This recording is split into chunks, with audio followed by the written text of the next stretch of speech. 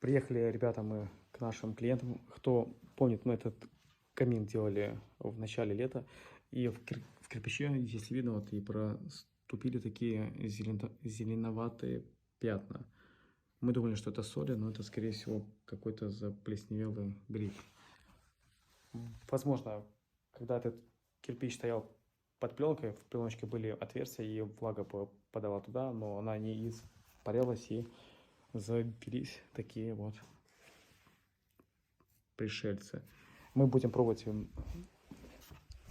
вывести таким составом. Здесь мы уже это сделали, и пока их не видно.